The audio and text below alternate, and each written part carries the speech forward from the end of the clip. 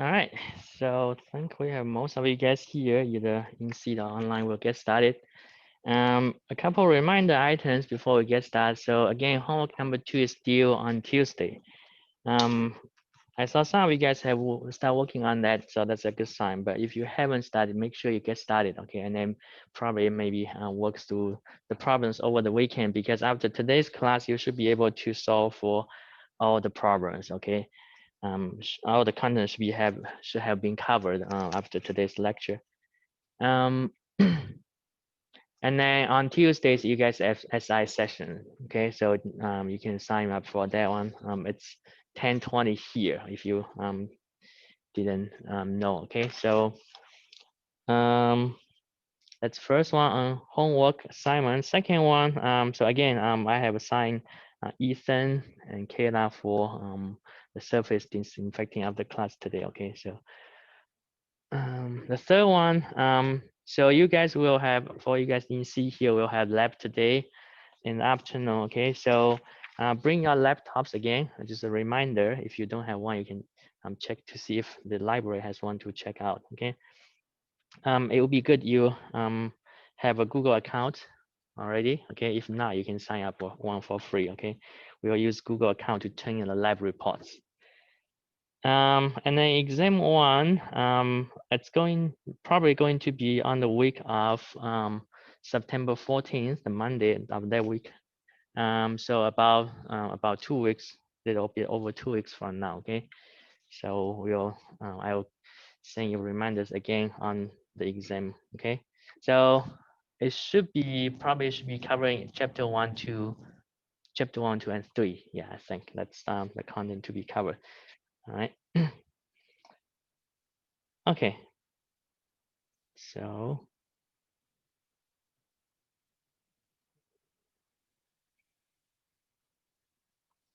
we'll get started. So last time we talked about oscillation. So that's defined as change in velocity. Okay. So remember, it's change in velocity. I should have put the arrow on top of the velocity here to indicate their vector quantities. Okay. But this is change in velocity, the quantity, the vector quantity. Okay. And then should be final minus initial. Okay. So then oscillation should be also a vector quantity. All right, its SI unit is meters per second squared. Okay, so because it's a vector, so it has magnitude and direction. All right, for right now we are dealing with one-dimensional problem. So for the magnitude, you can just use the number with the appropriate unit. It will be meters per second squared, and then direction can be indicated by just either positive or negative in this case. Okay, for right now, up to now, at this point, because it's one-dimensional motion, you can use positive or negative to indicate the direction, okay, of a vector in one-dimensional. All right. So then, according to the definition of oscillation, you take a change in velocity divided by change in t. So if you have velocity versus t plot, okay.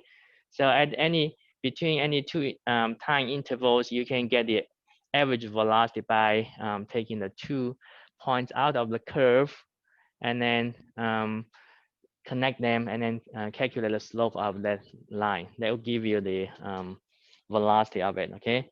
And then if you are just looking at one particular time instant on the curve, you take a tangent line and then calculate the slope for the tangent line will be the instantaneous oscillation. Okay. And then later on, last time we talked about the equation of motions or kinetic equations for one-dimensional motion.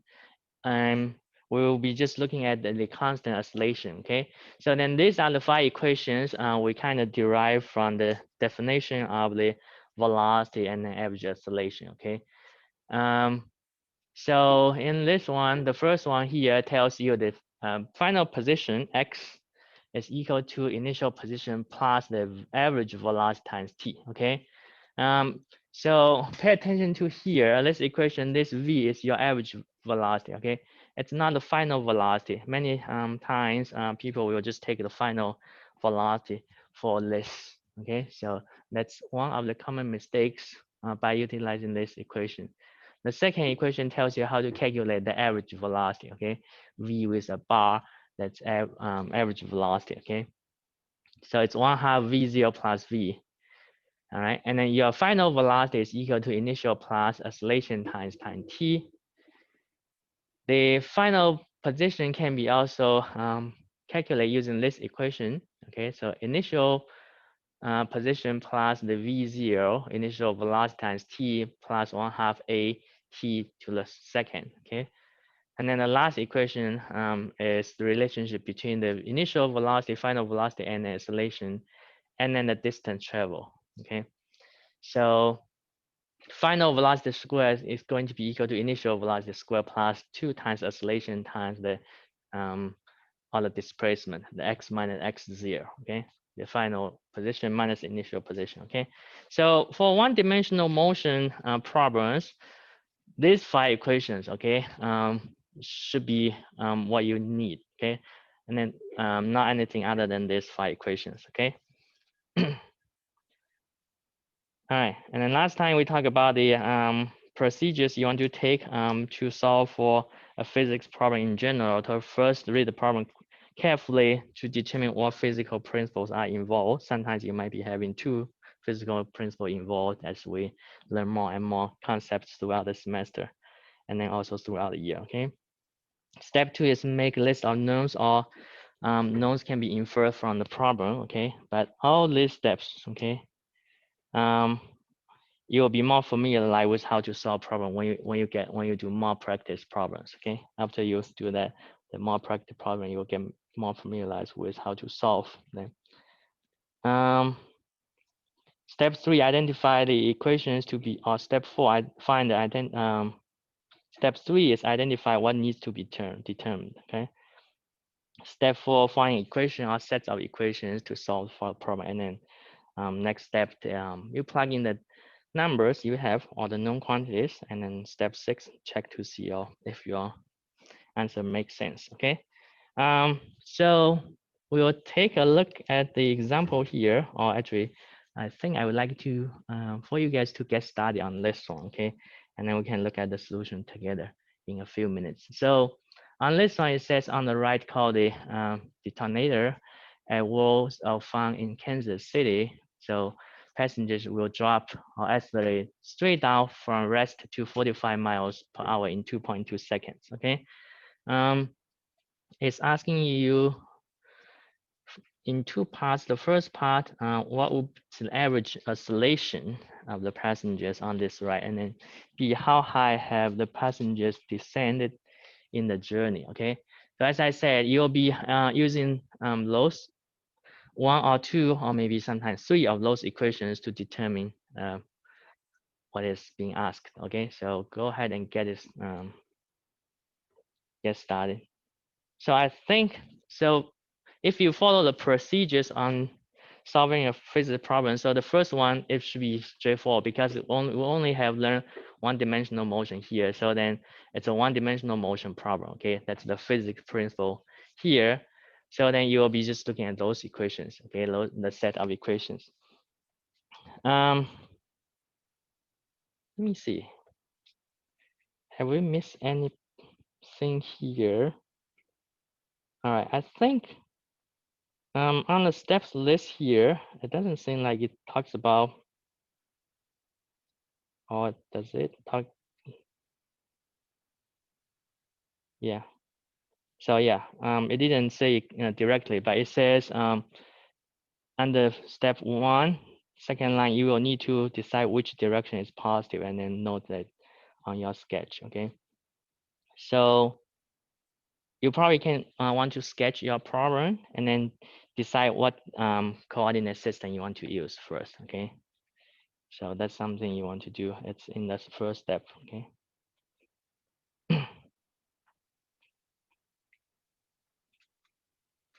Now in this case, because motion is in the vertical direction, you can call the vertical direction to be x. Okay. So that's fine because you can call any direction to be your x. Okay. It's arbitrary.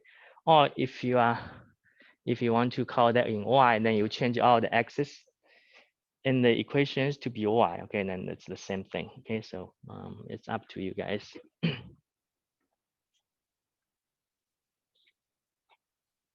Yep. give it a try. And then if you have your answers, you can submit your answers by clicking on the link here.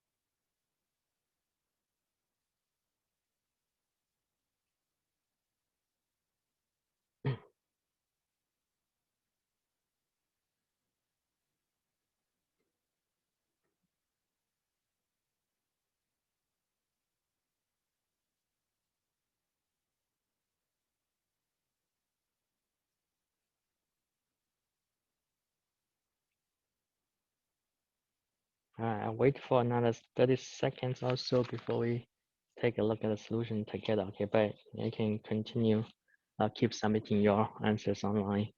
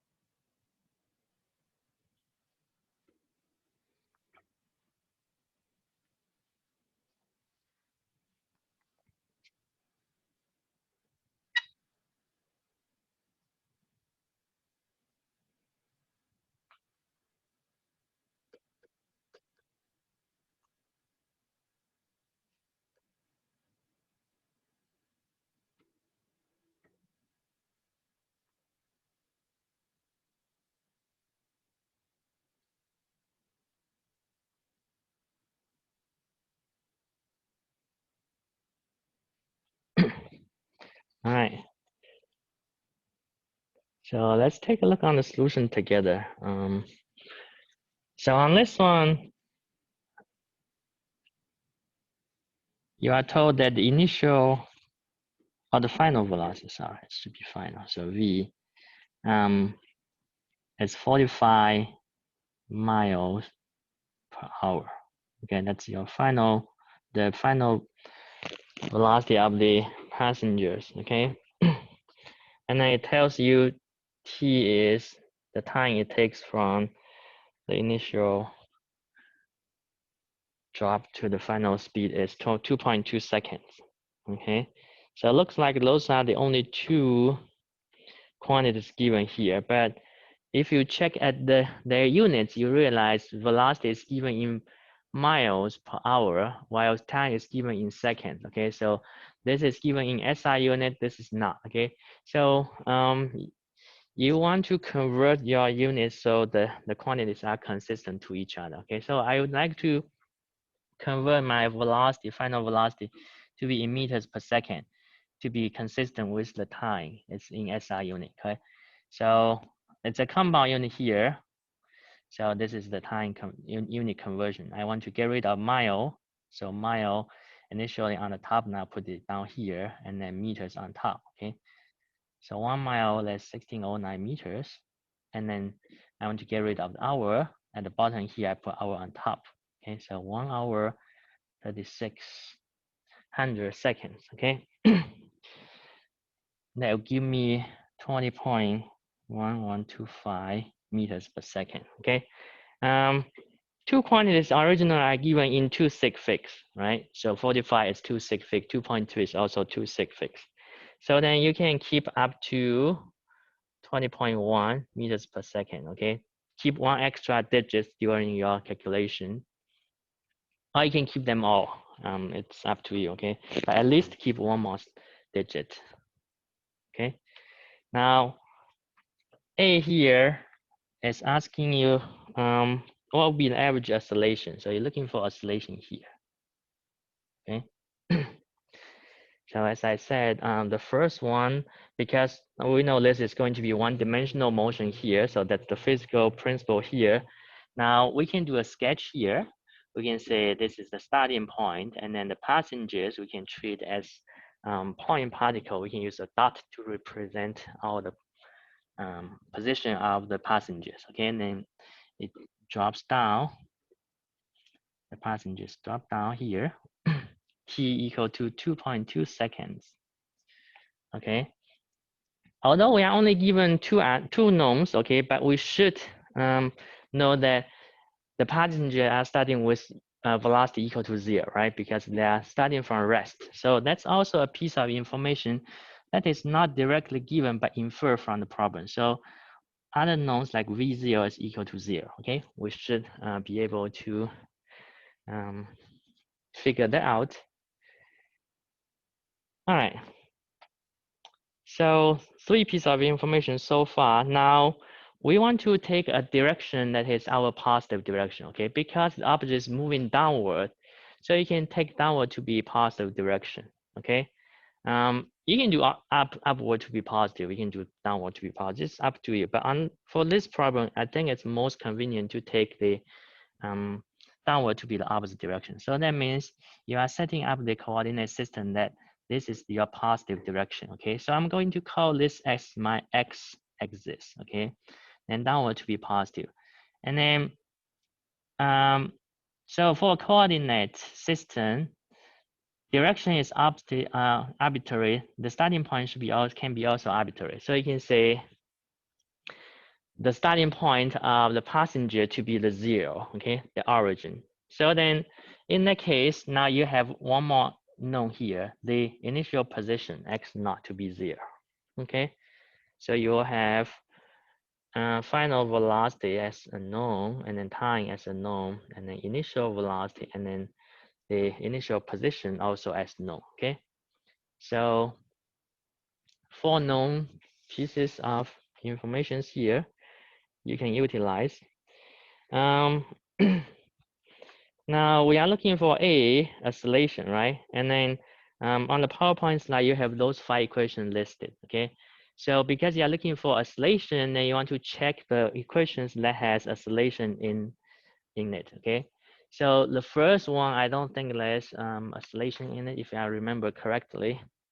Let me take a peek on it. The first one, it doesn't. The second one, it doesn't, okay? The third one, V equals to, the third one here, V equals to V0 plus AT, right? So this one actually have oscillation in it, okay? So then you'll be looking at this equation, and then there's other quantities involved as well. So you can see that this is what you are looking for, oscillation is what you are looking for. V is known, V0 is known, T is also known, okay? So it's kind of straightforward here. Then when you check at this equation, you'll see, you'll figure out, okay, you are going to use this equation to figure out your oscillation, okay? So then you want to move this guy to the other side of the equation, okay? So V minus V0 equals to AT, and then divide both sides by T to get to solve for A, okay? So get rid of T on the right-hand side, then your oscillation is equal to V minus V0 over T.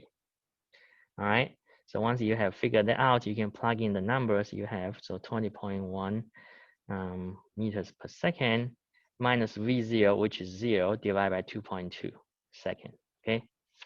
That will tell you what's your average oscillation. I think I kept all the digits here, so then I get this number. If you don't, you might be getting a little bit slight different number, but should be very close to this one. Okay. So your final answer, you can keep 2 digits here, okay, or you can keep this one. I think expert DA will not care about that, so it doesn't matter, okay. So this is oscillation, okay. Now, I think on your responses,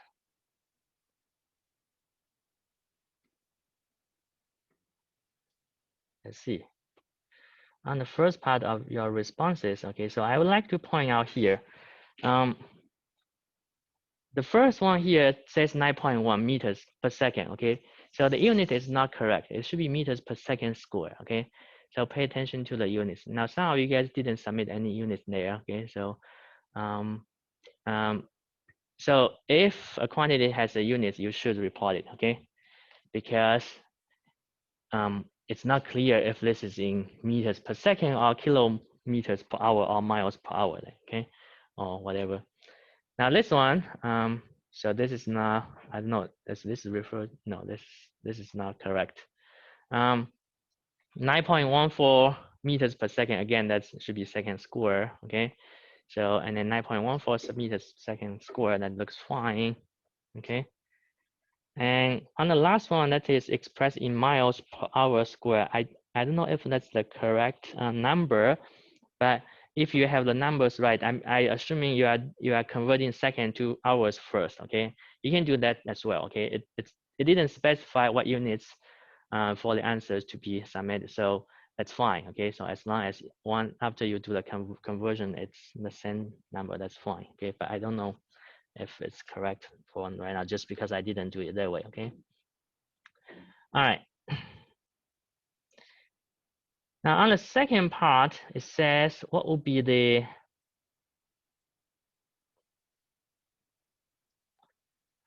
how high have the passenger descended in that process. Okay.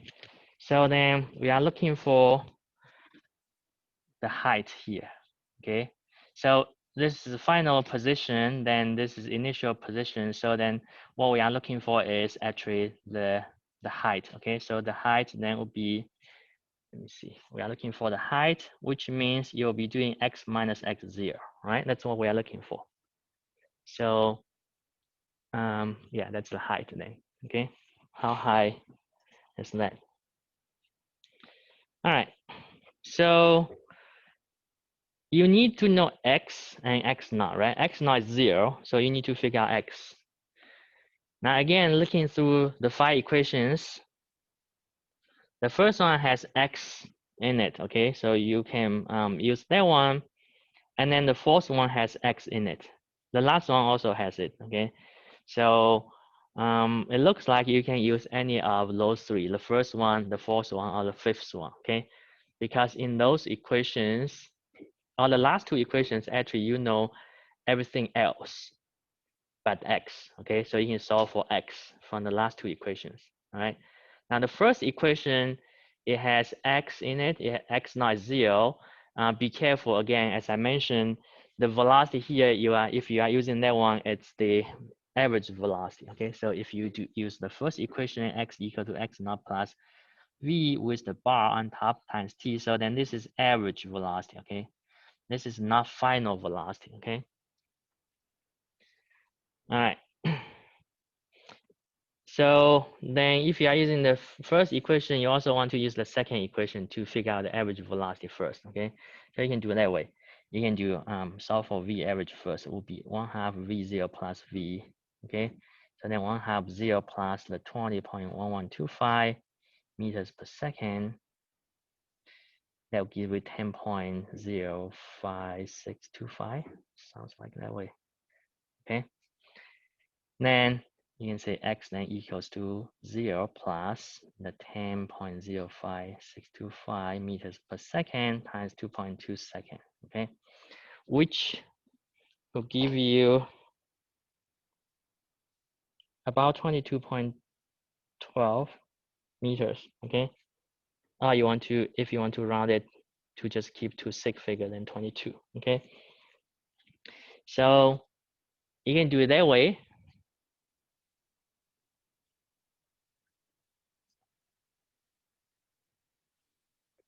You can also use the third equation, okay? So this is the first way of doing it, okay? So let me just say that's number 1, method number 1. Method number 2, you can take x equal to x naught plus v0t plus 1/2 at squared, okay? So x naught is 0, v0 is 0, to multiply by 2.2 seconds, that still gives you 0, plus 1/2 of 9.14, okay? So on this one, you want to keep at least 1 extra digit, okay? Meaning not just taking 9.1, but 9.14, okay? Or more digits there. So 2.2 seconds squared. So then that will give you 22.12 meters again. Okay, the same as that one, all right?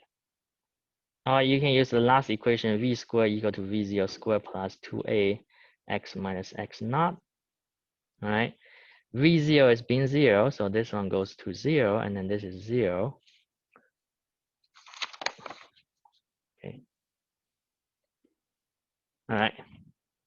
So then your x looks like, so if you tidy this up, it'd be just 2 times a times x equal to v squared. Okay. So then divide both sides by 2a. It tells you x is going to be equal to v squared over 2a. So V is the final here, 20.1125 meters per second squared divided by 9.142 meters per second squared. Okay, that should also give you 22.12. Okay, so you can use different methods. Okay, meaning you can use different equations. That's fine. Okay, so for many of the physics problems, there's more than one correct way of doing it. Okay, so it doesn't matter. All right, and then let me see some of the responses that we got here.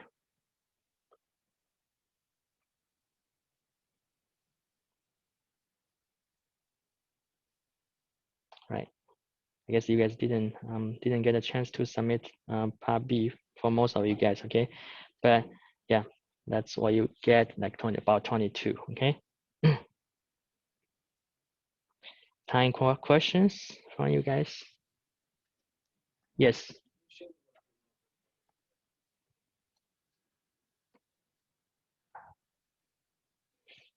Um, that looks better. Right.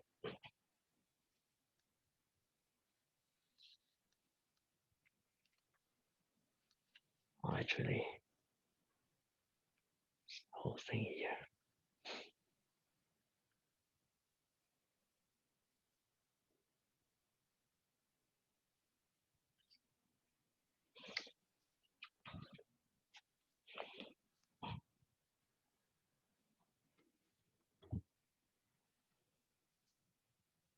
Let's see.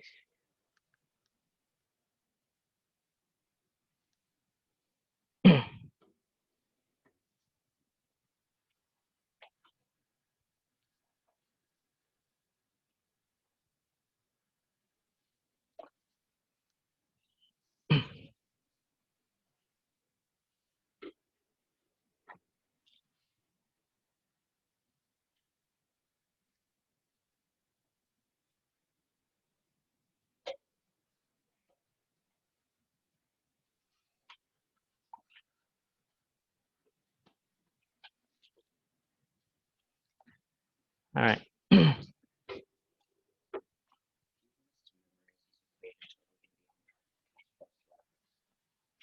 So the 5 equations listed, they will be given to you, okay? But not like this one, the final, you want to, this one, you want to derive it starting from one of the 5 equations also, okay? Yeah, so.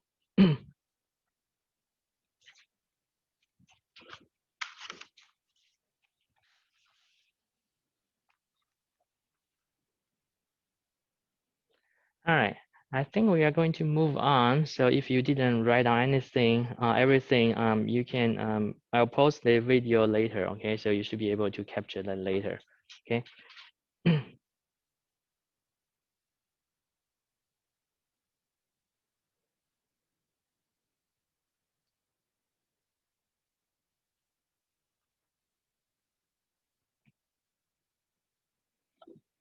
Okay, so the next one here, next section here talks about phenomenon of like free fall problem, or if you drop down anything this some distance above the surface of the earth, you will fall down, okay? Now in air, you might have the impression that the heavier object will fall quicker than the lighter one. Okay, so for example, the hammer and the feather, you probably will notice the feather comes down slower than the hammer. But actually, if it's a vacuum, then actually it's the same. Okay, they will arrive at the if they are released from the same height, they will reach at the on the floor at the same time. Okay, and so that's because anything near the surface of the earth, they experience the same oscillation called gravitational oscillation of the earth. Okay, so which is about 9.8. All right.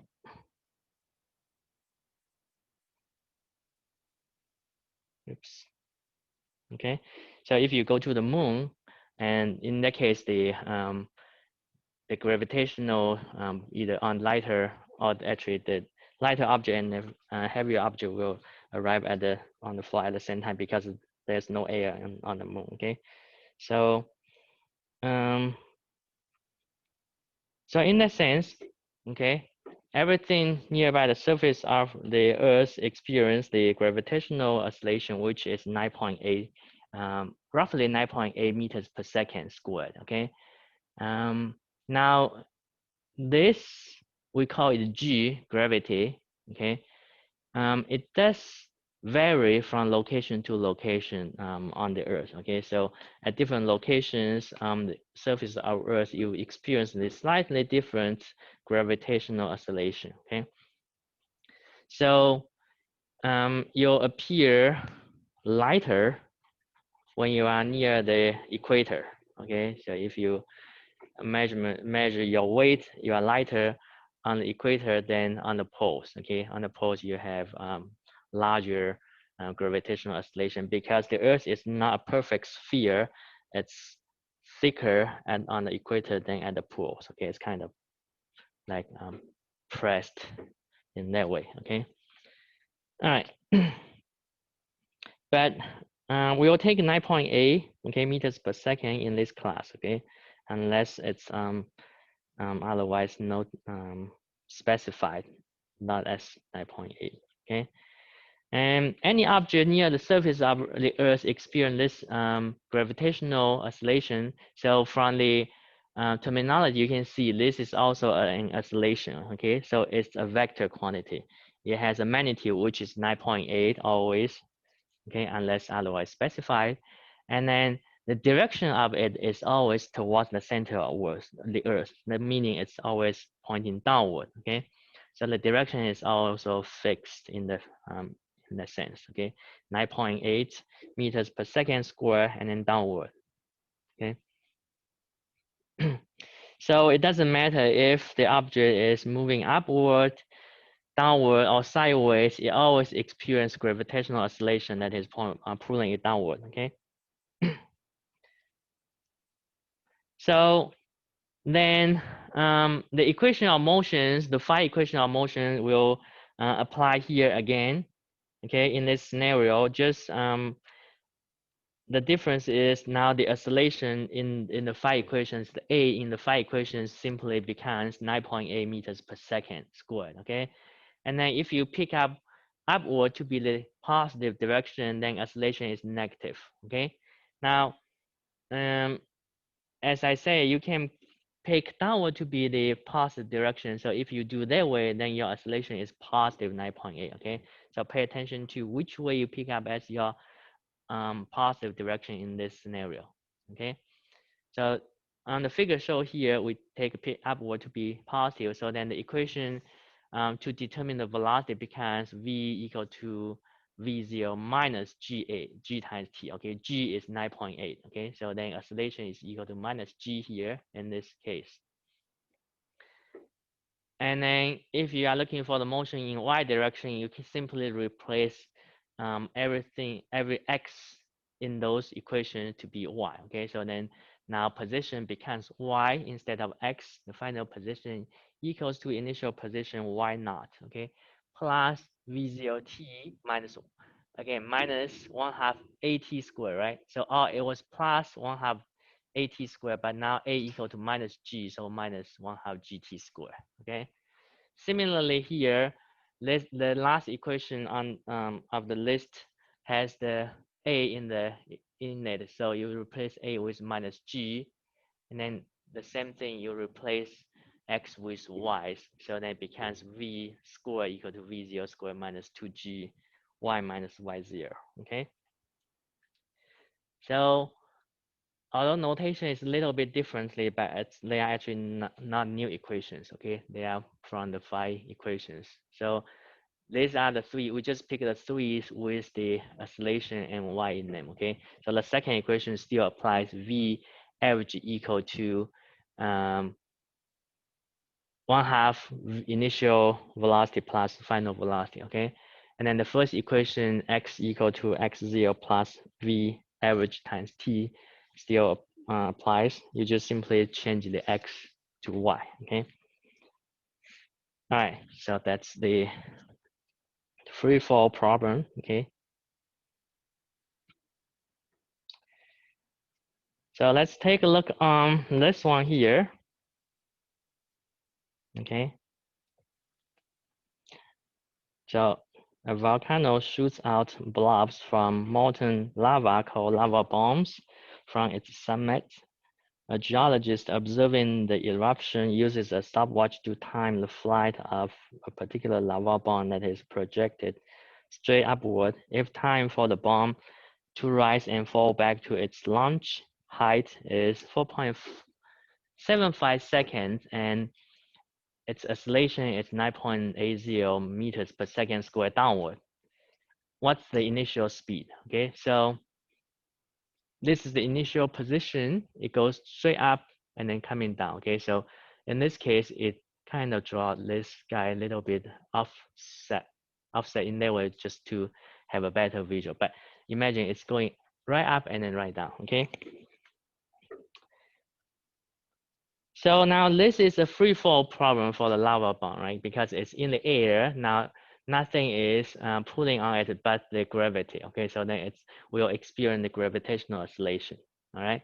So in this case, the figure indicate you want to pick the upward to be positive direction. So then you change everything here with A, replace A here, A here, A here with minus G. Okay.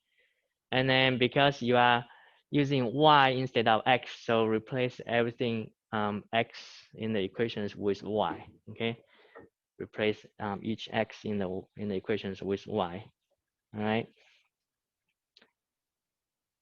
Now you notice it says oscillation is 9.80. Okay, that's gravitational oscillation. A lot of times that's not stated in a problem because if an object is having free fall, then that should be inferred by the problem itself. Okay, so a lot of times you will not see that state in the problem.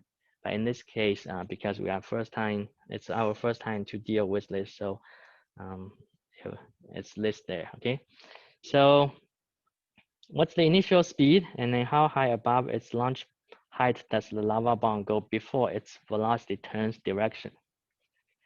All right. So for the first one, I think what's asked is being clear. Okay, for the second one, it's asking you, so you can imagine the lava bomb goes up with the initial larger speed, right?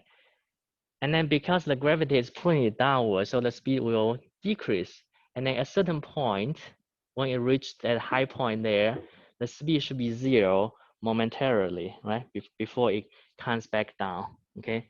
So it's basically asking, so when the speed of lava is at 0, how high has it traveled? Okay. All right. I will have you guys again try on this one, and then we can check on the solution together in a few minutes. Okay.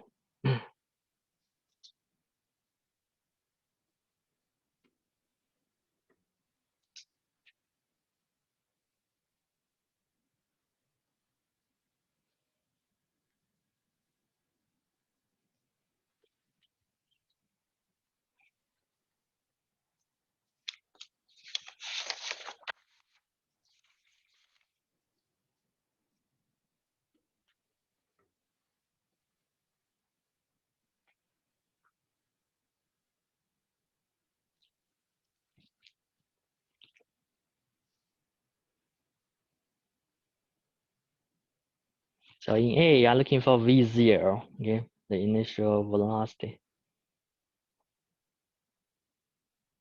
And then in B, you're looking for Y when V is equal to 0.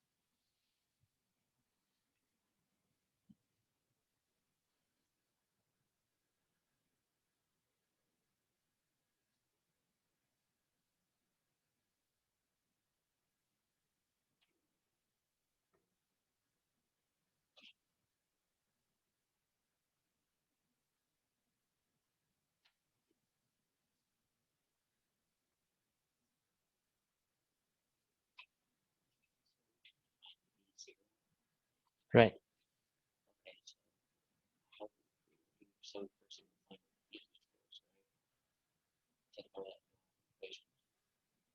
We don't know the final V.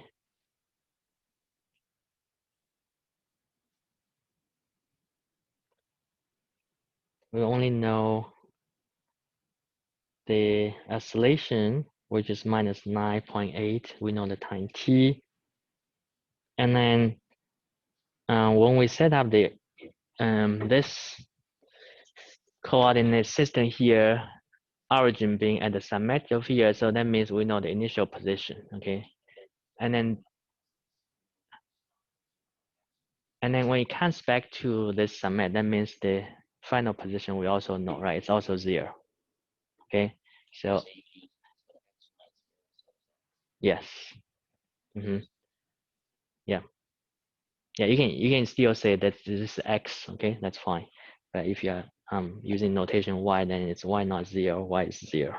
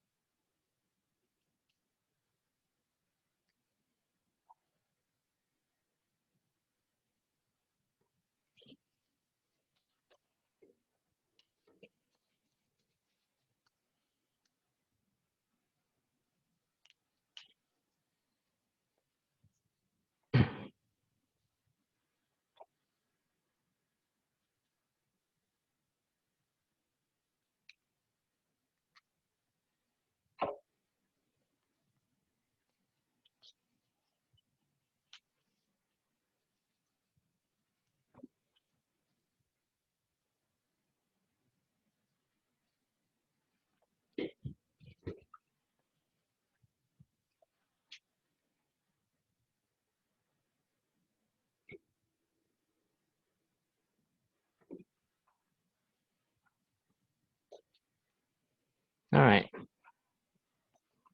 I don't think I will have time to show you guys the full solutions today. Okay, so we'll probably check on the full solutions later. But just a couple of quick comments on what I have here for right now from your responses. Okay, so if you get 46.55, it looks like you are forgetting the 1/2 in the equations that you use. Okay, so I'm assuming you are using the false equation there. There should be a 1/2 factor there. Okay, or if you are, yeah, I think, yeah, that's what happens. Okay, but this is the correct answer, 23.275 or 23.2, something like that. Okay, and then yeah, I think we'll also talk about the second part B data. Okay, so for the first a few responses, looks like there's 1/2 factor missing there. Okay, I think we are going to stop here today for right now, and then we'll come back on Monday to check on the solutions together. Okay, all right. So if you haven't get a chance to finish both parts, you can work through during the weekend. Okay. All right, and then I think for right now, you should be able to solve all the problems in the first assignments. Okay, I think we have covered all the contents. All right, see you guys on Monday.